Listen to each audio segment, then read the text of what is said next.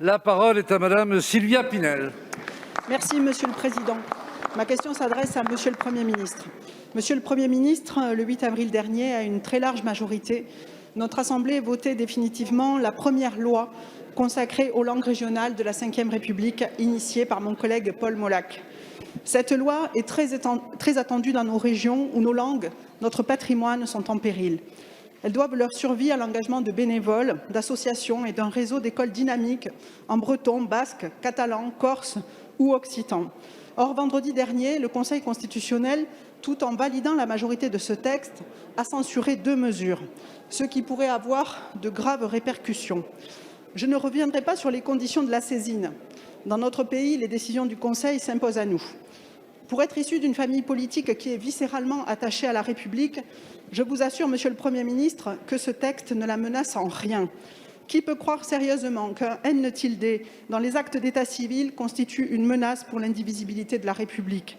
Alors que la future carte d'identité sera bilingue, anglais et français, il sera interdit d'y faire figurer les signes diacritiques des langues régionales. Aujourd'hui, c'est clairement l'existence même des écoles immersives qui est remise en cause. Or, je veux insister sur les apports de la diversité linguistique et culturelle, sur les excellents résultats pédagogiques de ces méthodes d'enseignement, y compris dans la maîtrise du français. Que deviendront les écoles associatives qui proposent un enseignement immersif? Allez-vous suspendre leur contrat d'association, les contraindre à modifier leur pédagogie, suspendre les projets en cours de déploiement? Quid de l'avenir des écoles internationales prévues par la loi où la scolarité se fait en langue étrangère? Ma question est donc simple, Monsieur le Premier ministre. Comment comptez-vous sécuriser juridiquement l'existence des écoles immersives qui fonctionnent depuis des décennies sans remettre en cause l'unité de notre République?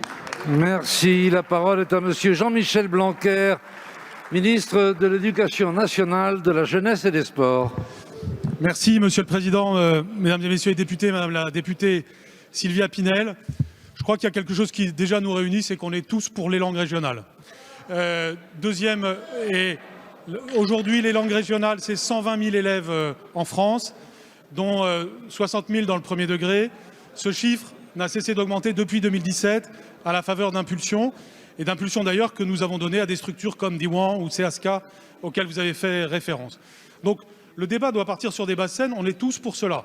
Et puis il y a une décision du Conseil constitutionnel, et comme vous l'avez dit, il ne nous appartient pas spécialement de la commenter, mais de la mettre en œuvre dans un sens constructif.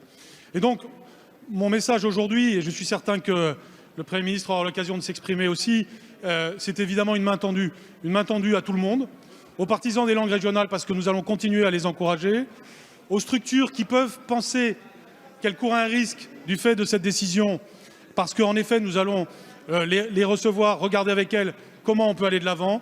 Mais comme je l'ai dit dans le débat parlementaire, je suis en faveur de l'existence de Diwan, par exemple, ou de CSK.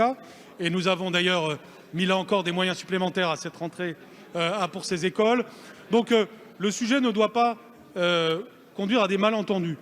Il y a une décision du Conseil constitutionnel. Il vaut mieux que ce soit maintenant qu'à l'occasion d'une question prioritaire de constitutionnalité. Au moins, il y a une sécurité juridique de la loi Molac, en faveur d'ailleurs de laquelle je m'étais prononcé lors de sa première lecture.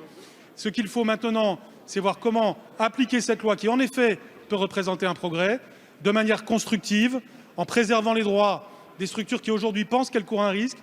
Mais si on est sincèrement pour les politiques de langue régionale aujourd'hui, nous pouvons de façon consensuelle et unanime autour de ces bancs aller vers une politique toujours plus dynamique de langue régionale, en tenant compte de la décision du Conseil constitutionnel et en réussissant à aider les structures qui justement promeuvent les langues régionales. Je vous remercie. Merci, Monsieur le Ministre.